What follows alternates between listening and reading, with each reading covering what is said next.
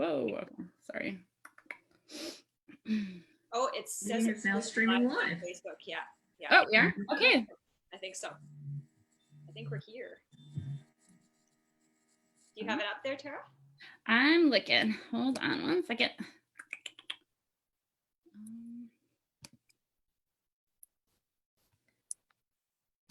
think so. Oh, yeah, here we go. We're live. Okay, cool. Yay. All right. Go us. Go technology. There we go. Okay. All right. Well, welcome everybody. We are here for our special series that we're starting. We're hoping to make this a weekly thing. It's Writers with Wine because, hey, we're all stuck inside. We all have our glasses of wine and we are all ready to chat with you about writing. We got some questions online already.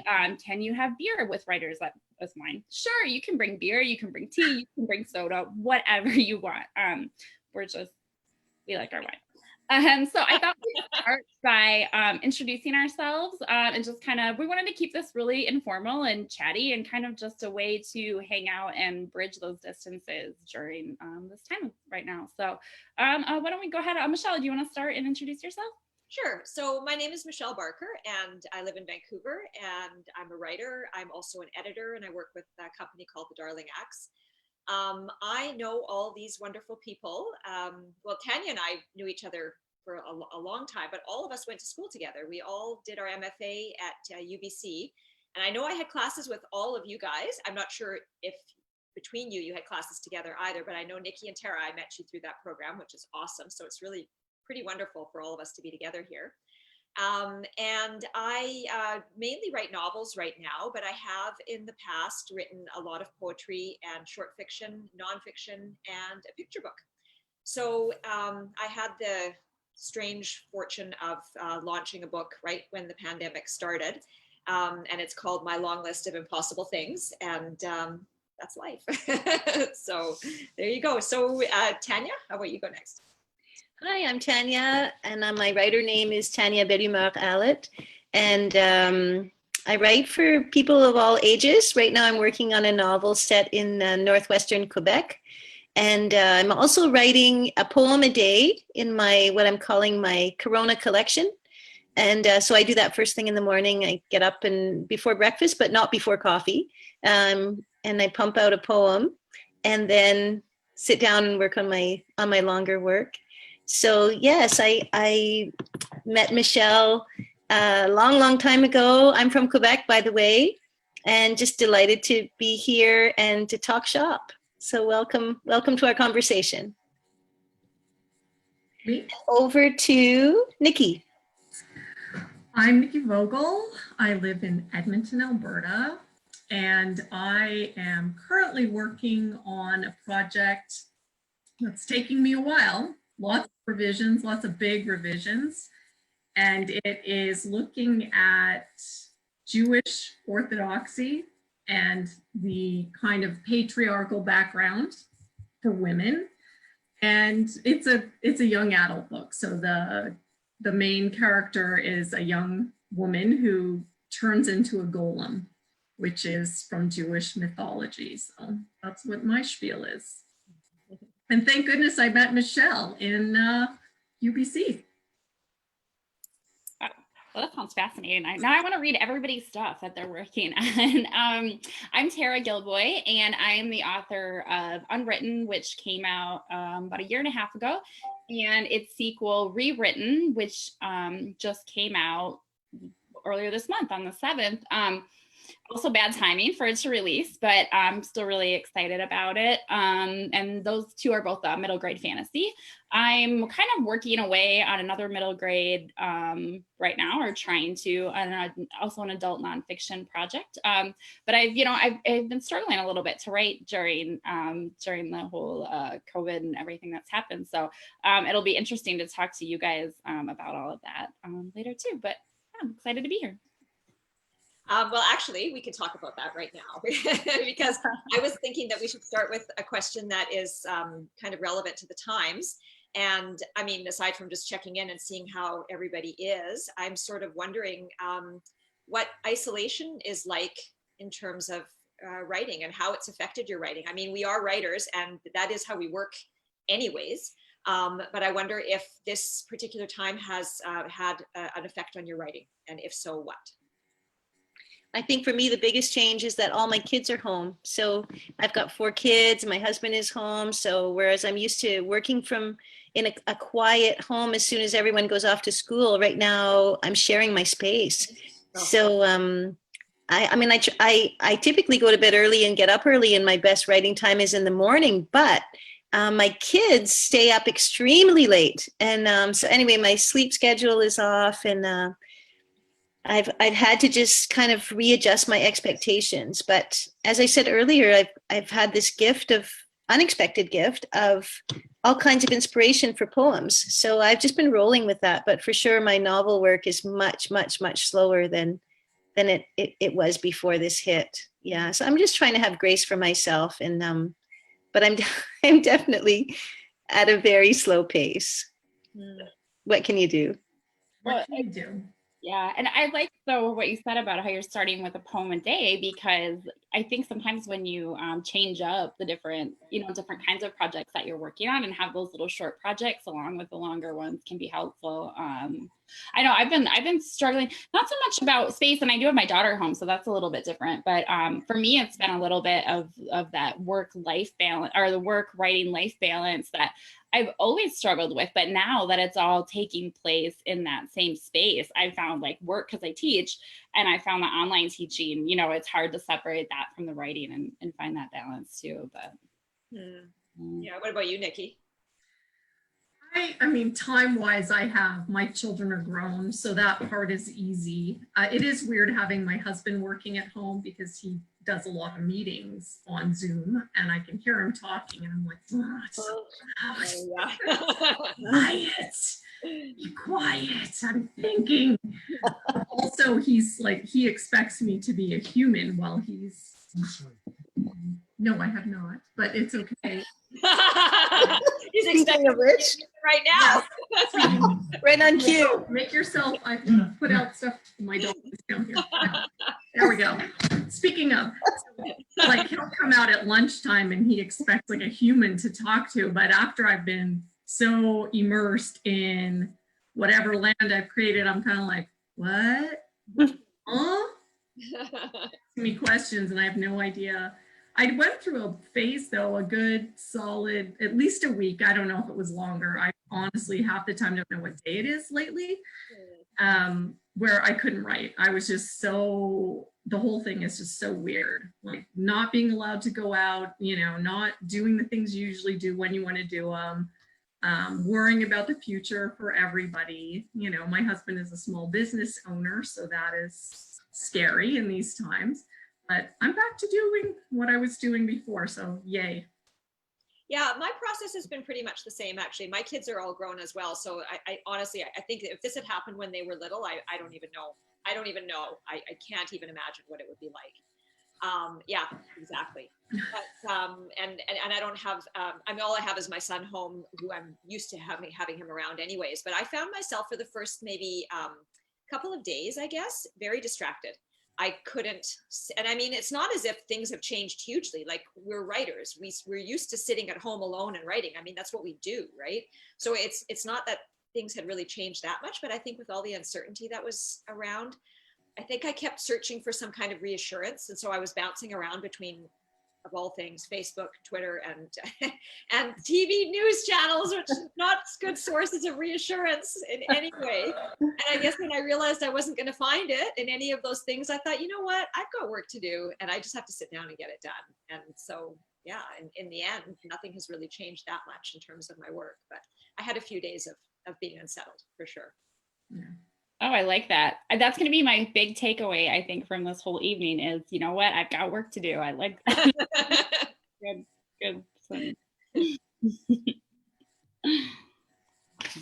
I think it's helped too to have a work in progress. Like when I, for sure, I floundered as well at the beginning, and then I thought, well, okay, when I'm back in my novel world, or when I'm crafting a short story, then I'm forgetting about the world around me, and I'm just completely immersed in my characters and my setting, and the best, I'm in control.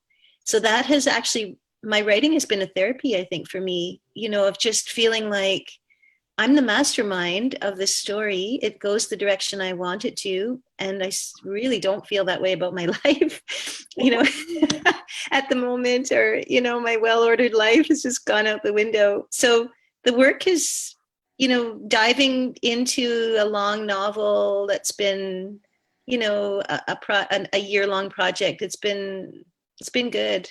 It's helped me to keep walking straight.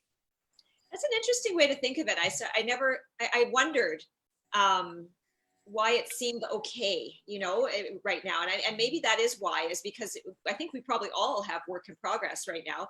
And it's a comforting thing, I think, to just sort of delve back into it, and this world that is pretty divorced from what's going on. I mean, mine, I suppose, isn't that much divorced from what's going on right now, but it's different anyways. And it's something that you've got control over, which is a wonderful way of looking at it, because in every other aspect of life, I mean, really, even if we think we have control, we don't, Yeah. I mean, maybe we don't have control over our novels either. I don't know. We have control over our characters. Maybe we don't, but it's a nice illusion anyways. Yes.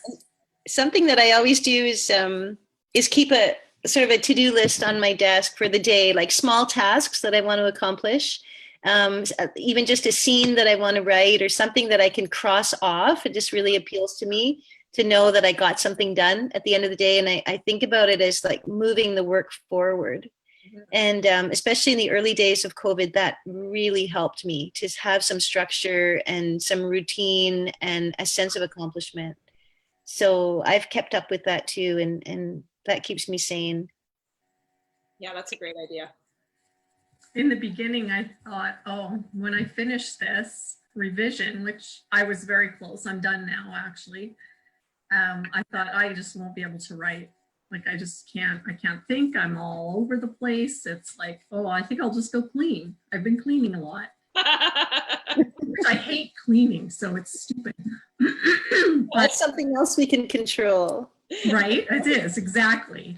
But then all of a sudden, as Michelle knows, like, my brain is always like, what's next? So already I'm like, I know what I'm writing next. So are you saying you started a new project, Nikki, since in the last month? I'm thinking about it. I literally just finished the revision. So okay. Give yourself about 30 seconds in between projects, I think. Yeah, I gave myself 30 seconds. People ask about that a lot of times. They'll be like, what do you do? Like, how do you combat writer's block and stuff? It's like, I don't ever think that we have a shortage of ideas. It's how do you almost stick with one, right? Yeah, that's the better question. Yeah. Story. I was tempted to jump into something completely new, actually, at the beginning of this whole isolation. And I didn't tell you this, Michelle, but I outlined an entire middle grade novel, and I was really thinking, yes, I'm going to jump in. And then I thought, no, I must finish the novel. Like, you would have heard from me. Don't worry. Michelle doesn't put up with that. No.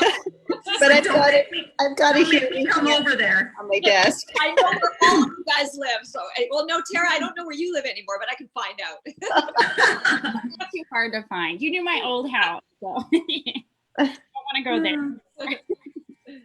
But I think those writer habits, I think they really help us they help us in just everyday, when we're not in COVID, they help us get the work done. They help us move it forward, to just have those routines and the discipline of sitting down and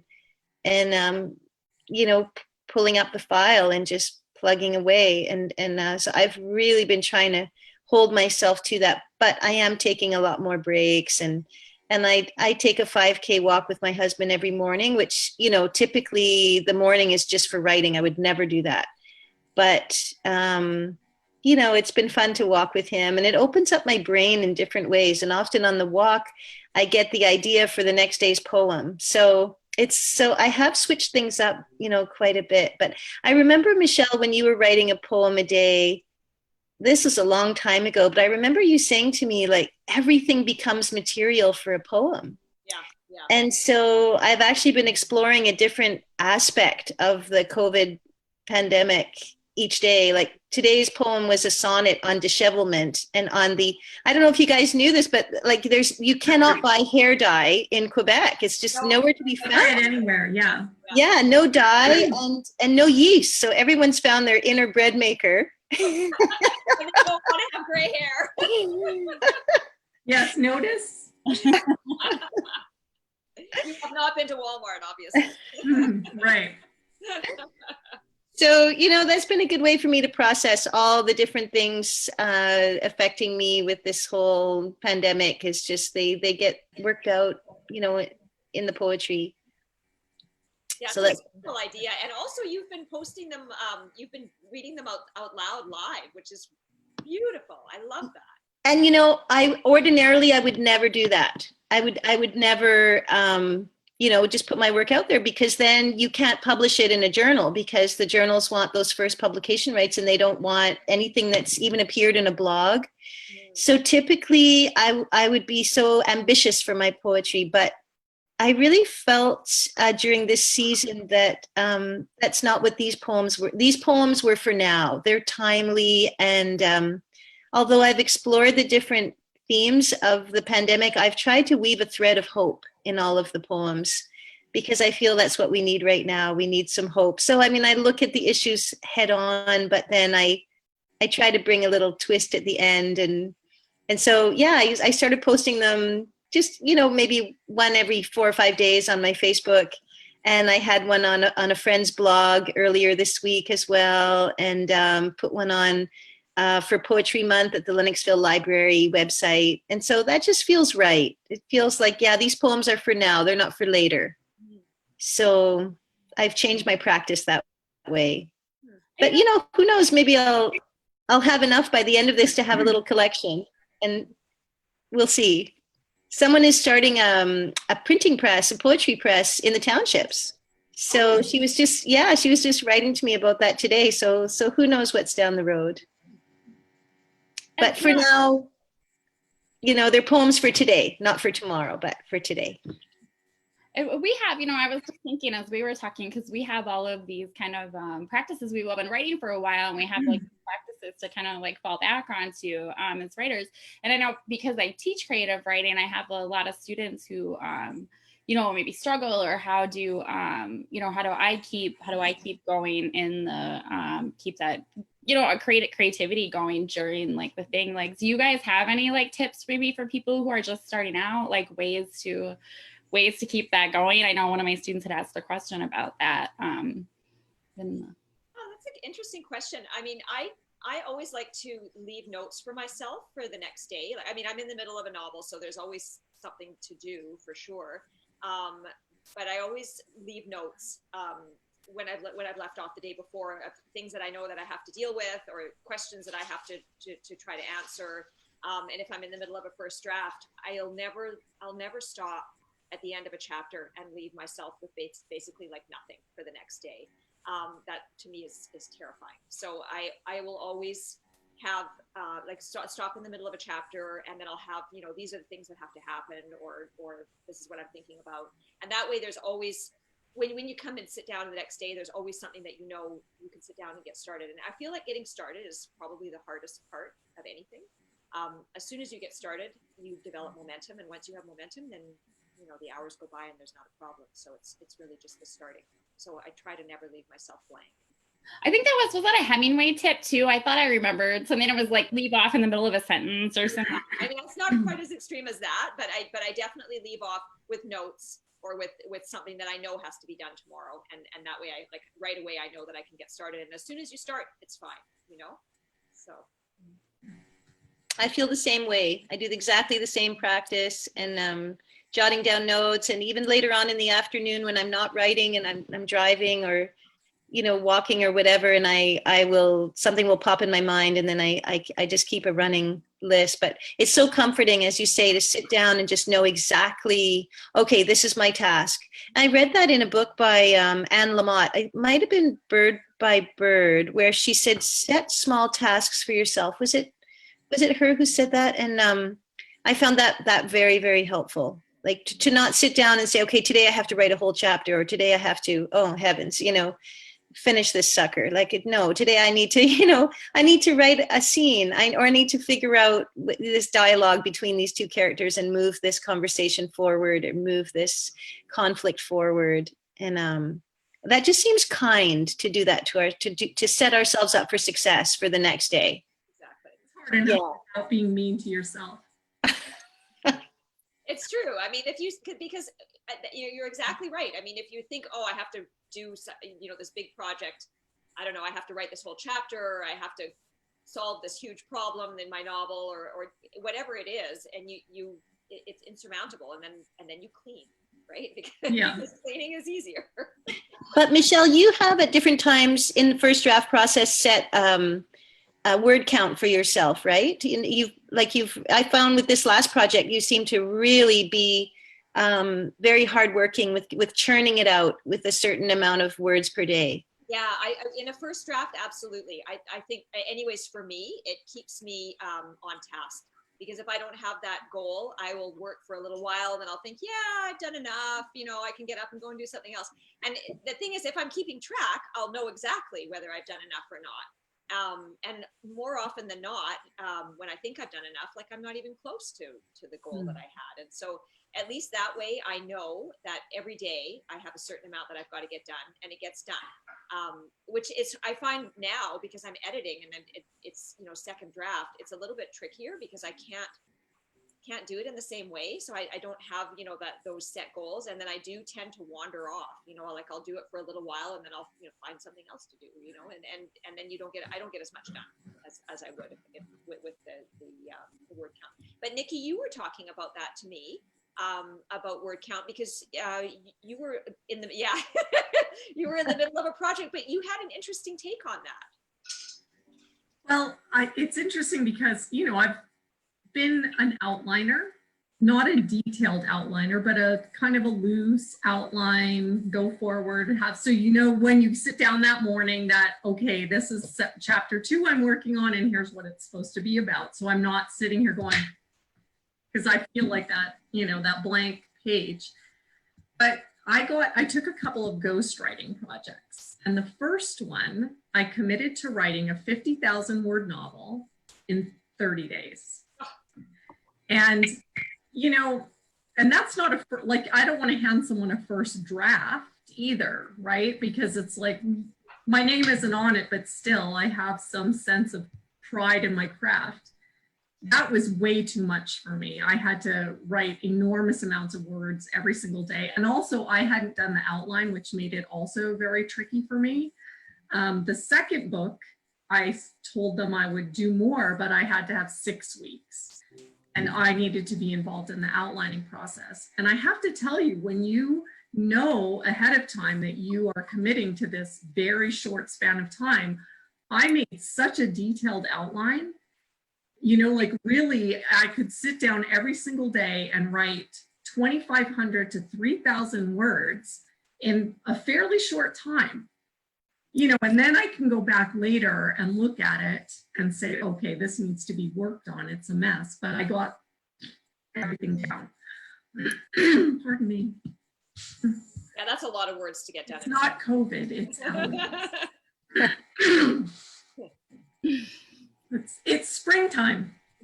But Nikki, was that a creative work that you were doing, or you were writing? What kind of project was that?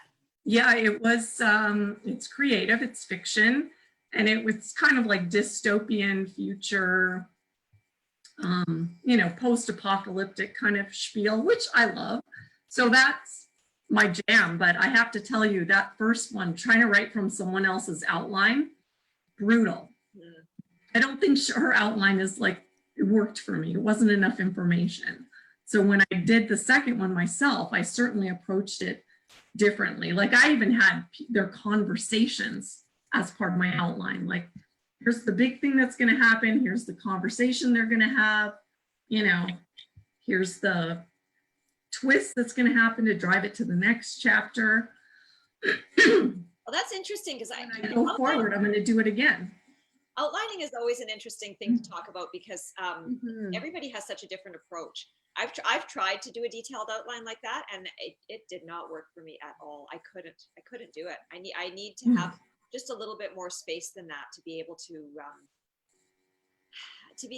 I guess let the story move the way it has to. But then again, I'm not dealing with a deadline. You know? Right. Yeah. Dealing with a deadline, you don't have the luxury of that sort of thing, I don't think. So. Right. And I wasn't writing literary fiction either, like it's a genre thing going on. So you're not like, I'm not having to sit and plan their arcs and all this stuff because it's just that's not what they're looking for. That does make it easier, right? Because now you're just plot pointing, you're just driving it forward through action.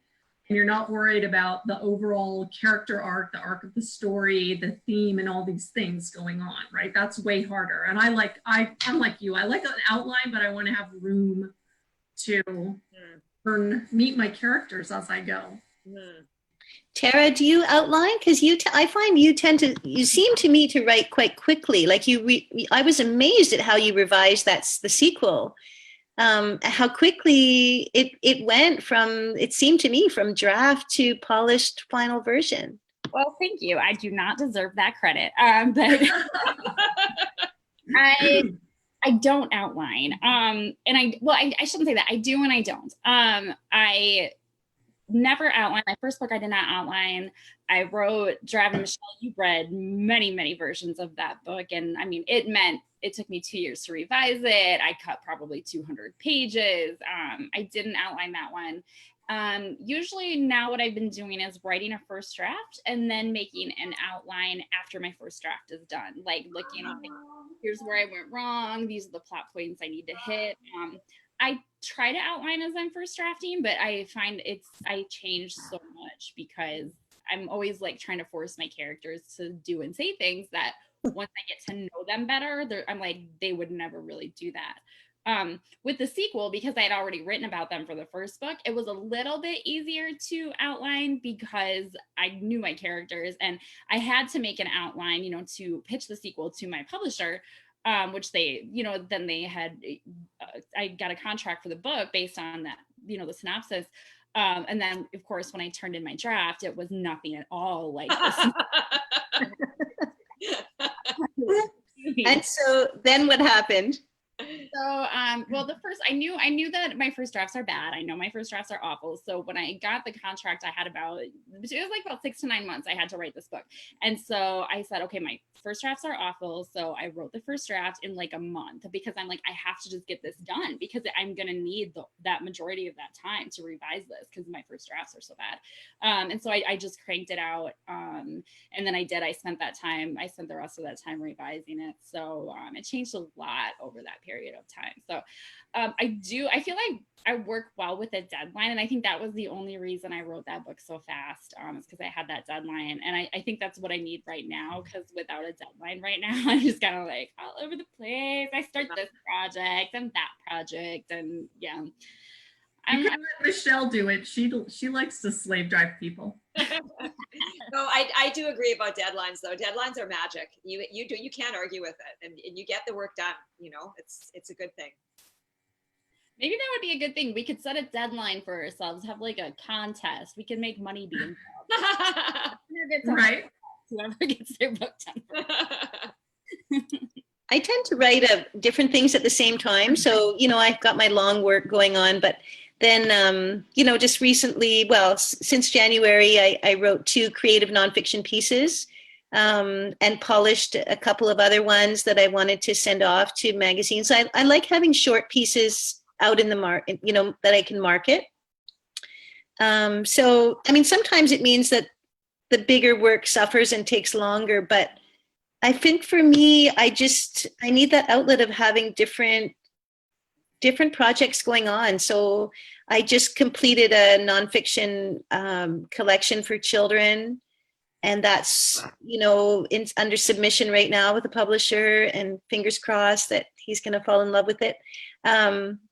and I've got a memoir out also with a publisher that I keep, tinkering with. And I don't know, I just seems to be how my brain works. But I am committed to the longer work, but every now and then we'll take a week off and just work on something short.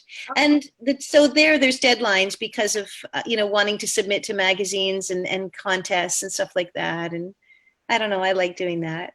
Well, you've had good luck with that though, because you had Best Canadian Essays and you've had National Magazine Awards and you've had really good luck with your short pieces. Yeah, I've been on a roll. Yeah, I just sold a piece to a new journal for me in Nova Scotia, so I was really pleased about that. And I just sent something off to the New Quarterly to their personal essay competition, and I think that just keeps it exciting for me. I like having different submissions out. Yeah, that's awesome. I remember when I used to do it. You inspired me. I don't do it anymore though. I'm so I can't multitask anymore. I have one thing that I'm doing and that is it. There's nothing else, But you're editing for other people too. You're doing quite a bit of work for Darling Acts. I mean, that is true. And I guess that does sort of take a bit of brain space. But in terms of my own creative work, I find now that when I'm in, especially if I'm writing a novel, I couldn't take a week away from my novel. I'd have to sit down and start reading it all over again. And I mean, maybe that's age too, that you just don't really remember where you were. But I can't know if I'm in the middle of a novel, I have to see it through to the end. So, but I do remember, Michelle, challenging you a little while ago to send something out, like one of your short pieces. So you did. You pulled it out. We worked on it a bit together. And didn't you go ahead and win the Surrey Writers Competition with that piece? I mean, right? That was very unusual. Well, I think that's not too shabby myself. Yeah, maybe, working on a long piece, it's so long, it's such a big commitment that working on a short piece, again, coming back to control, I can hold the whole thing in my head. I can just see it. I can hold the whole thing on my desk. I can read it in a short period of time. So maybe that's what I'm, where that really feeds me, the sense of accomplishment of a small piece. And I do love crafting it and just making, every word count. And it's hard to do that in a novel. I mean, it's what we aim for in the novel, but it's just so much easier in an essay or a short story. Well, I think that there's something to be said for those short forms too, especially like for new writers. Like I'll tell my my writing students a lot because they'll start working on longer novels. And it's so easy to get discouraged when you have a novel that you've been working on for a year, 2 years, 3 years, and you're not seeing that kind of, literary success. You're not seeing any publication. And it's really easy to kind of give up and be like, that's it, I'm done, I'm not writing. I remember when I first started writing, one of my teachers I wanted to work on novels, and he really encouraged me and said, you need to be able to see these stories through, like from beginning to end. And he really wanted me to have that sense of accomplishment and get those done, and then start submitting them. And I think if I hadn't done that and had those like short pieces and the short stories, one was even flash fiction, like 1,000 words. If I hadn't published those, I don't know that I would have built my confidence as a writer enough to see through kind of that mental anguish that it is to write, one novel that doesn't get published, and then you spend 3 years on, and then the next one, and I think there's something to be said for those short pieces and the really successes along the way that you get with those too. Oh, I completely agree. I think that's definitely true, especially when you're starting out. Starting out small and getting control over these small forms before you dive into a novel. Absolutely. Yeah. And I so agree, but then I'm just thinking, like, realistically, the piece that I just sold this month, City of the Dead, Michelle knows, like, I've been working on that one for years. It was actually a chapter in my memoir, which is a year that I spent in the Middle East. Tara, you've read it through for me. Peacekeeper's Daughter. Michelle has read it, I don't know how many times. And Nikki, who knows, I may come knocking on your door one day. I'm happy to read it. If I sell it to this current publisher and have to, to work on a revision. But anyway, so City of the Dead, it just didn't make it into the book, to the memoir, and so I wanted it to be a standalone. But really, I probably 7 or 8 years I've been tinkering on that thing. It's like I've lost track. But finally in January, and actually with our online group, you guys looked at it, and and helped me whip it into shape. And then I thought, okay, it's ready to go out into the world. And then the first place I sent it took it, which was very gratifying. Yeah, super encouraging. It's always amazing when that happens. Mhm. I wanted to, I don't know if you guys, I was just checking in our chat on the Facebook thing, and we do have some questions in there from people who were interested. And they said, which this kind of touches on what we were just talking about, actually. What do you do to quiet that voice of doubt in the back of your mind that keeps you from submitting? I thought that was a very good question. Any advice? I think something that helps is, and Michelle taught me this, the earlier you write in the day, the better. It just seems like if I can get myself, I mean, and I haven't been doing this since COVID-19, but if I can get myself out of bed at 5:30 and, cup of coffee in hand, the house is really quiet, it's like my internal editor is still sleeping. And I'm thinking, well, if I got myself out of bed, I better make this worthwhile. So, I better do what I got up to do and not get onto Twitter. So then I sit down and I work, and I really try not to pay any attention to that niggly voice that's saying, this is crap. And anyway, a first draft often is crap. And then we work on it and we polish it and we send it to each other, and it gets better and better and better. And so that's just the way it goes. But I really try not to pay any attention to that voice. Yeah. But in the beginning, that would just freeze you up, right? You just have to go and you have to believe in your craft and the process and do it, and then listen to your critique partners. Have a good group of people who you trust, and then listen to them, because it's like, as Michelle knows, we go back a while with this, and we give each other the infamous what sandwich. And you want to be like, no, they don't know what they're talking about. This is fabulous work. I'm so good. I'm so excellent. The story's so excellent. It doesn't need to be touched by anybody. And then a day later, I'm like, oh, it's all garbage. I'm throwing it away. Oh.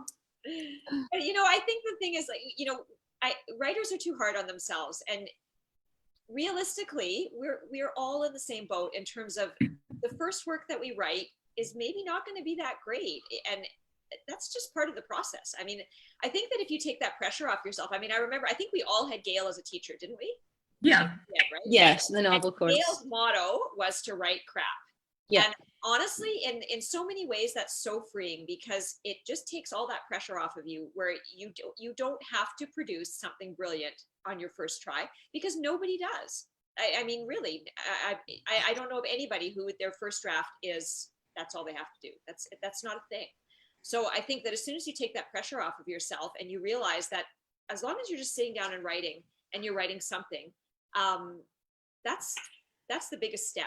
And then the revision process is a long road, and it's something that takes a lot of time, and that's part of the process. Sometimes longer than others, right? Yeah. Yeah, we did. I think we're all speaking from experience with that one, but Yeah. But I found that write crap thing was, for me anyways, was very freeing, because it just takes all that pressure off, and you don't, whatever voice of doubt is in the back of your mind doesn't really matter, because as long as you're sitting down and writing, what is there to doubt? It's you're doing the job, and that's the most important thing. So another thing that helps me is to do those morning pages, from The Artist's Way, the Julia Cameron's book. So if I'm feeling stuck, or if I'm just full of doubt about my project, or I'm devastated because I just heard back from an editor who's, turned me down or whatever, then I pull out my journal and I try to write like 5 solid pages without stopping. And I just pour out my heart in there. And then sometimes it ends up becoming a prayer, and sometimes it's a rant, and then sometimes it's like an outline, or ideas just start to pop up, and then I write those down, and I kind of write my way back into being a writer, which is all that I've ever wanted to be. So, that has helped me too. And I write that longhand. So I just toss my computer aside and then, write that out in my journal, and I write my way into a better mood, or a better mindset.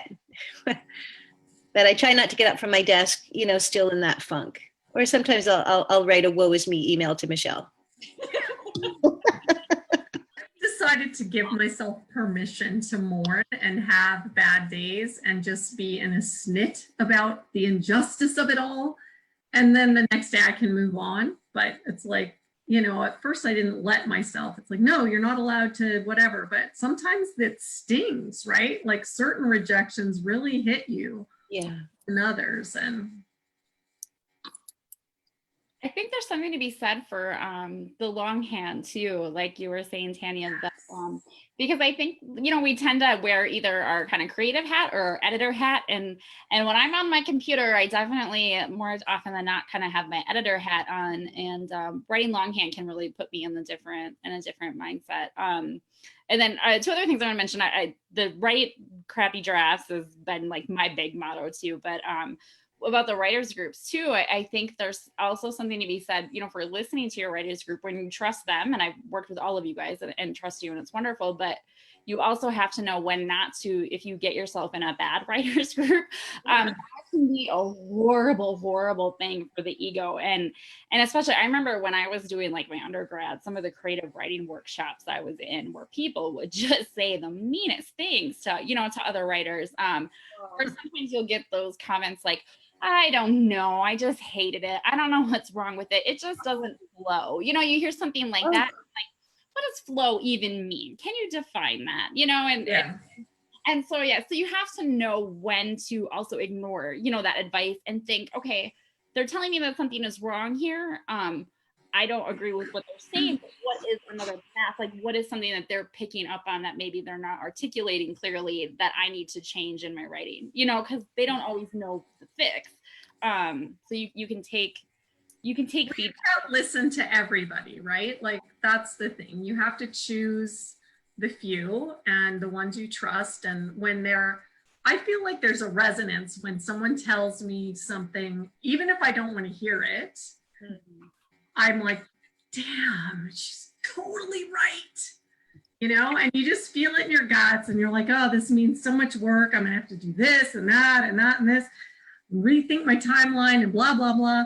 But you're like, you know, they're right. Yeah. That's tough. That really stinks. I hate it when that happens. I know, don't we all? I know her right. Like if I send something to Michelle, she'll tell me something like, yeah, she's right. I know. Michelle is one. My editor Mari is the other person. Like if she tells me something, I'd be like, yeah, she's right. I know. So, It sucks. It does. It does. Yeah, especially when it means a ton of work. It does, but you know, by the same token, it's like, what would you do without these people? Like, I mean, honestly, like the three of you are my trusted readers, and if I didn't have you, I don't even know. I mean, I don't love getting the, you know, the long feedback back that says all the things that are wrong with what I'm doing, but I always know, like, you know, you guys are my trusted readers, and you know who to, I think, but it's a really good point, Tara, that you're making, to know who to trust. Because I remember, I mean, there were a few workshops in the MFA program where, I mean, you have like 12 people who are reading your work. And I mean, some of them are definitely on the mark, and some of them aren't. And it's not always easy to sort of figure out who you should listen to and who you shouldn't. And it's not always the case that you should listen to the people who happen to agree with you either, right? So it's tricky. But yeah, it's important to find your tribe, I guess, to find the people who get what you're doing and who are going to be honest with you and tell you when you've gone off track, and be able to explain why too, because I think that's an important part of seeing why you've done something wrong. Is like, I know that when I've worked with Attic Press's editors, like there were some times where I didn't necessarily agree with what they were saying, and then when I sat down and they explained it to me, I thought, oh yeah, actually, right. So yeah, understanding the reason why somebody disagrees with what you've done is definitely a huge part of being able to move forward with it. So yeah. On that note, we have a specific question from our Facebook chat about getting specific about how do you know when you're revising. And the question is, how do you know that your first chapters are ready to query? What specific elements should stick out to grab the reader? I would say number one would be tension. there's got to be tension in that first chapter. More than anything else, I think there has to be a connection between the reader and the protagonist so that we care about what's going on, and there has to be tension. If all it is sort of an anecdotal first chapter of, this is my day, this is what happened to me, and, I got to the end and I went to bed, it's like, oh, okay. But I think, those would be the two main things that I would look for anyways, would be establishing a connection between the reader and the protagonist, and having tension. Right. Speaking off of that too, because I found, because I do a lot of editing and reading student manuscripts and stuff too, and one thing I find myself giving advice on a lot to create that, that tension and that connection is by knowing the right place to start. Because if you start too late, you always hear that advice, start in the middle of the action. And so if you start late, then you have that tension, but you don't necessarily have that connection with the reader, because what is exciting that's going, what is exciting that's going on, but you don't care about the character yet. And if you start too soon, there's nothing happening, and it's just that ho-hum day-to-day stuff. So picking your moments to introduce the reader to your protagonist is a big deal, I think. This was something that impressed me, Tara, with your process when you were writing the sequel, is how many different beginnings I read to the novel. I mean, remember the toothbrush scene where everyone was in the house, they were all sharing the same toothbrush like that? I think that was the first beginning that I read. And that was just so fascinating to track your creative process. And, what impressed me too was your willingness to begin again. Like, you didn't try to rework the beginning scene, you tried something new. And in the end, I don't remember how the sequel starts. Wow. They're in the kitchen, I think. Yeah. I don't remember either. But you still have all the characters kind of chiming in, like it's a big scene with a lot of characters. It's 3, I believe it's no, I changed it one more time right before I started in the kitchen. I backed up. Now Gracie's alone in her room, and then she goes downstairs to the kitchen. Okay. Yeah. There was Yeah, I forgot how many versions I made you read of that. There were a lot. But I think that's great, though. Yeah. I mean, that shows that, just as what Tanya was saying, is the willingness to start again. And it's the same, Nikki, with your book about Rebecca. You've started that, I don't know how many times, and very different beginnings. And but I think that that's so important in terms of the process, and in terms of being willing to look at things from a different point of view, or come at it from another, just come at it from another way. Because starting, as you say, is so important, finding that sweet spot where you've got the status quo, a little bit of status quo with some tension, and then you have that moment, that inciting incident that throws everything sideways. But it's not always easy to find out where exactly that moment is, or even what it should be. And I think that our willingness to try again and again and again to get to that point is key. I think, especially with novel writing, but I mean with short story writing as well. So to be willing to kill your darlings. Oh, ouch. Throw out words, right? Michelle knows this. The very first novel I wrote,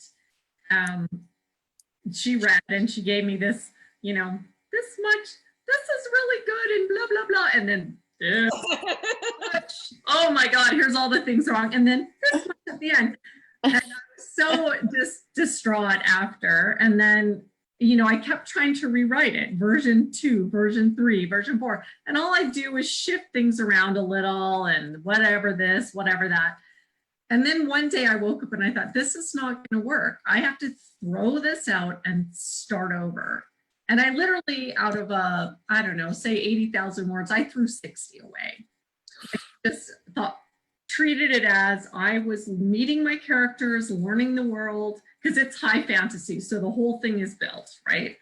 And I threw it all out and started over. And it's a completely different novel, but it's like I had to ask myself, what story am I actually trying to tell? Yeah. Not about all this cool world stuff, because I love world building. And here comes the husband. I mean, I had to do the same with my long list. It started Oh my off as, gosh, Michelle, I admire what you did with oh that. my God, Okay. Hi, Michelle. This is on Facebook, honey. 114,000 words, and most of it went in the garbage, which was brutal. And but you know what's interesting? Because I did a presentation last year, and I dug up this quote from John Green. And John Green, apparently, his first drafts, 90% of them end up in the garbage. Yeah. So it's not us.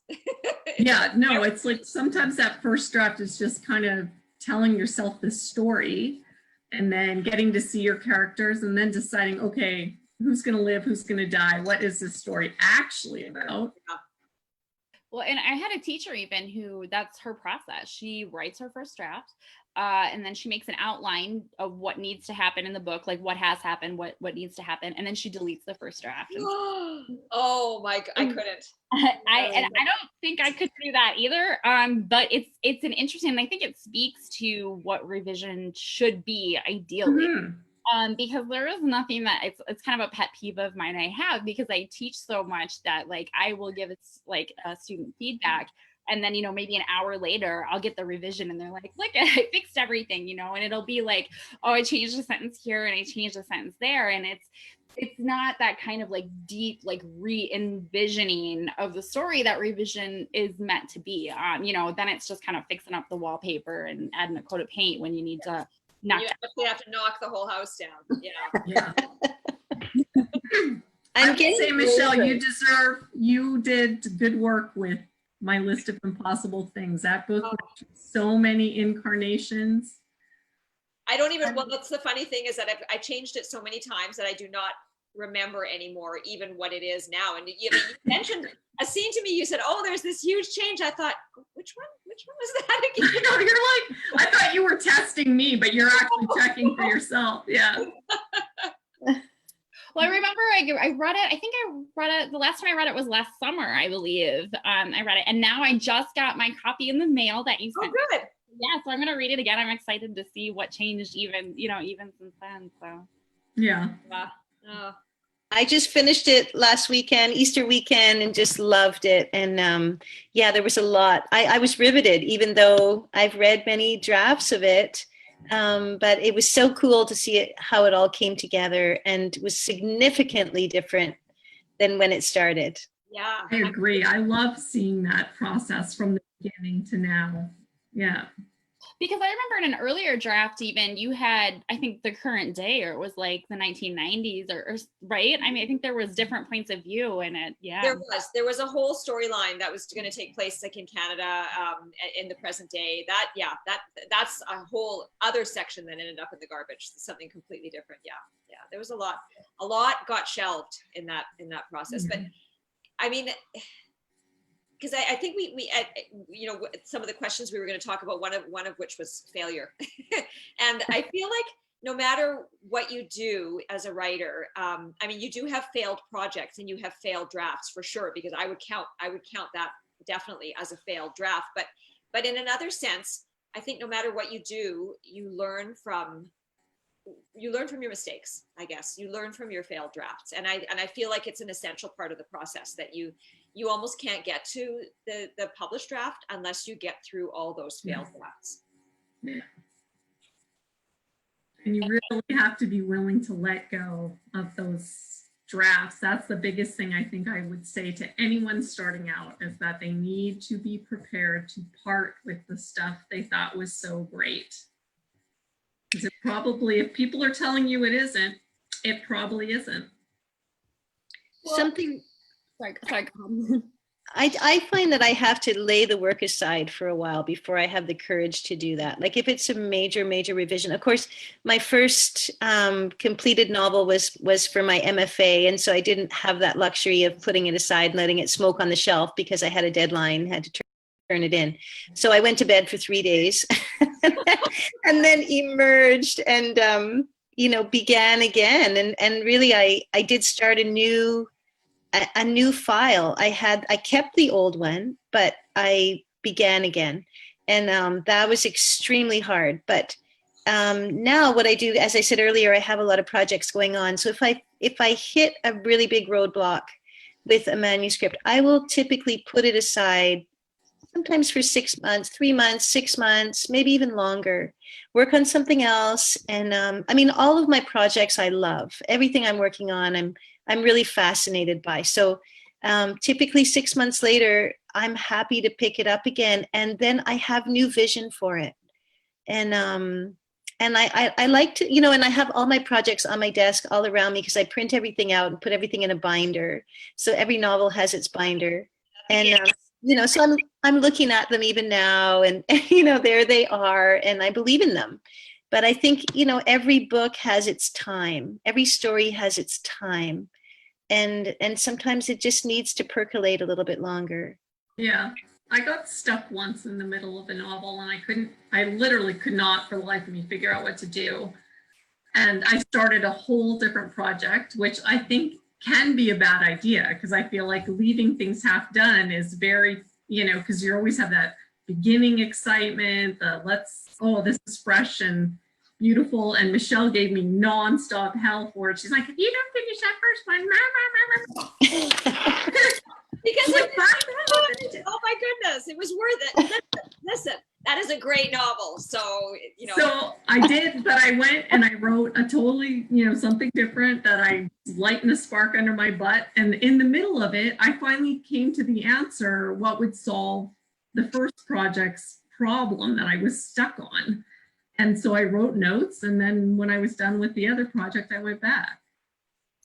I think the time, giving it that time is absolutely essential, because I don't think that you can have the courage to do what needs to be done if you don't give it that time. Because I know, I mean, that was what happened with me with Long List as well, because I'd done that big first draft. And I mean, other people were saying like, oh, there's something not quite right, but they couldn't put their finger on it. And I just thought, you know, I'm just going to put it aside. And that was when I ended up writing House of 1,000 Eyes. And by the time I came back and sat down to read that draft, I think it maybe took me about 50 pages. And I thought, oh no, there is something very, very wrong with this. And everybody is right. And I'm going to have to start again. And without that time, there's no way I would have been able to do that. I wouldn't have had the courage. Or what I also gives you a clearer picture, right? It just clears up all that. You're so mired in it, you can't see straight. Yeah, exactly. The time gives you, it's almost like you're reading somebody else's work. It's not your work anymore. You don't have that emotional connection. Yeah. And the idea of throwing it out and starting again doesn't feel like you're, you know, killing one of your children. It's like it's ripping your heart out of your chest. Well, exactly. It's just like, okay, this didn't work. And I'm going to have to come at it another way. Like, it's much more businesslike, I think. It just gives you that freedom that you don't have otherwise, because you're just too emotionally connected. Yeah. And I think, you know, really good work can take time. Like, I've been rereading All the Light We Cannot See by Anthony Doerr. Just such a gorgeous book. Like, I'm loving the storylines, but also just the prose, just every finely crafted sentence. And I had loved it so much that I looked for other work by his and found one of his earlier novels in a bookstore in Florida. And it did not do anything for me at all. Mm. And so I thought, you know, clearly by the time he wrote All the Light We Cannot See, he had really worked at his craft. And then I flipped to the back to the acknowledgements page today, and, you know, it was a decade in the writing. Yes. Yeah. 10 years. So, no. Yeah. And then he won the Pulitzer Prize, you know, but that comforted me, because I thought, oh, okay, he didn't just, you know, clearly he didn't just polish that thing off. But I mean, I write literary fiction, and I love a finely crafted sentence. And so that just takes time. Yeah. It's an art form. So it takes time. I think we need to just kind of give ourselves time. And that's something I would say to new writers too. Like, just commit yourself to the craft, believe in yourself, keep building your body of work. I remember Michelle saying to me in the early days that you likened a writer's output to a mountain, and that only the tip of the mountain was the published work. Yeah. You know, but that all that other writing needed to happen to, you know, to sort of hold up the summit, or for the summit to even be possible. But you know, I've kept that in my mind, like, oh, okay, I'm doing this stuff, but this might this might just be me working my way into my story and getting to know my characters, and none of this may remain by the end. Yeah. Yeah. I mean, I think that it's a good thing to keep in mind that none of this may remain by the end, because it really, it allows you to be a little bit less worried. I mean, what we were talking about earlier about that doubt of how do I get started and is it going to be any good and whatever. If you realize that a lot of it might not even end up being part of the book anymore, then again, it just sort of takes away all that pressure. You don't have to worry so much about it. That it's part of the process, but it may not be, this may not be a keeper, this draft that you're writing.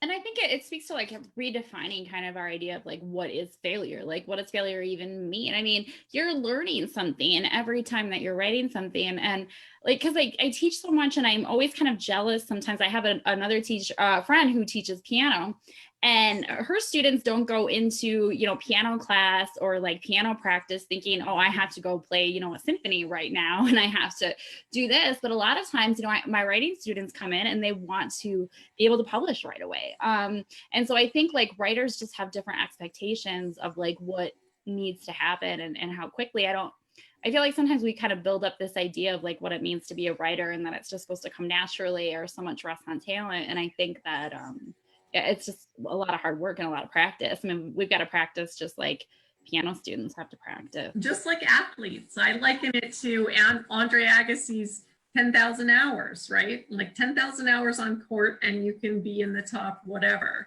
And you have to put that time in. Yeah. Yeah. I think the funny thing with writing though is that because we all can write, I mean, we all learn how to write in like grade 1, right? And we're all able to write basic things, that we just assume that writing a story or writing a novel, I mean, it shouldn't be that complicated. How complicated could it be, right? And I mean, we would never pick up a violin and think, well, how complicated could it be, right? Because obviously, I mean, you start playing and you realize that it's horrible and you have to learn how to do it. But I mean, writing is no different. It's just the same. It's just that because we have that sort of basic skill, more or less everybody has that basic skill. We just figure that it couldn't be that hard to tell a story. But as it turns out, it's a little bit trickier than we thought. Well, I was just looking at our time, and it is 6 now, so it looks like we are running out of time. But I thought I'd maybe just leave off on a happier note. Maybe we could go around and say, what does literary success look like to you? What's your idea quickly of literary success? Is that a happier note? All right, well, we can change it up. I mean, like literary success for me is basically the thing that's about 3 feet in front of me that I don't ever get to, you know? I'm not sure that's going to be a happier note. It's like you cross the line and you feel good for about 3 days, and then all of a sudden you realize the line's not there anymore. It's moved 5 feet in front of you. So yeah, I agree. I feel like it's like, yay, the book. Okay, now what? Yeah. The next book. That is a good point. Striving, always striving. That's the thing. But that's a good thing, right? It means something. Life gets boring if we don't have something to work towards, I think. Yes. I think so. I would agree. Yeah. Yeah. For me, it's just, I would love to be able to write full time. That's kind of my thing. I don't know, it wouldn't be a lot of money. Just write full time. I'd be a happy Tara.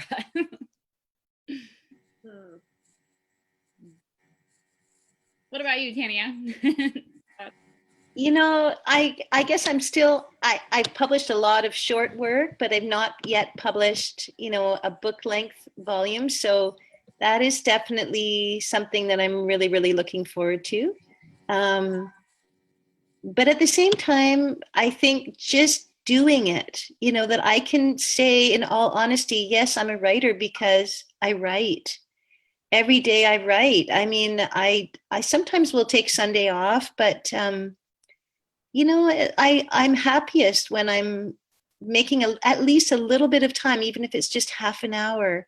And I heard who's the Canadian poet who just won the Governor General's Award? Beautiful man, teaches at UBC. Oh, Ian Williams, I think. Ian Williams. So I read something by him where he said, you know, just take time every day to at least kiss your characters goodnight. And, you know, he said, whatever you're doing, like, just do it with love, write with love, write for love. And that really resonated with me. And I thought, oh, that's, you know, and here he is, like the ultimate success, winning, I think it was the GG that he won for poetry. I love his work, but I think, you know, I don't want to be one of those writers who, you know, wins a Pulitzer Prize and then, you know, falls into a deep depression or, heaven forbid, like takes my own life or loses my family. I don't want to lose my family. I don't want to lose my loved ones because I'm creating a work of art. So to me, like, success is living a full life and loving what I'm doing and moving the work forward. And yeah, eventually getting it into the world, getting it into the right hands, the right team that can love it to life, you know, and love it into its best self. But, you know, I think there's a measure of success every day in just doing it. You know, for a long time in my life, I wanted to be a writer, but I was all kinds of other things, but not writing. But now I am. So that's a measure of success. Yes, I agree. And the people that you meet along the way, because I feel like the more I've written and become involved with that community, the more friends I've made that had things in common. And so I would say that's probably the best thing about being a writer is all the writing friends I've made. Yeah, So. absolutely. The community. Yeah. Yes. All right. Well, yeah, it looks like we are out of time. So I will, I'll sign off for now, I guess, unless anybody has any final thoughts or. Thanks for organizing this. And thank you, everybody who listened. It's awesome. Yeah, thank you guys for tuning in. We'll be back. So we'll see you Next week. Bye.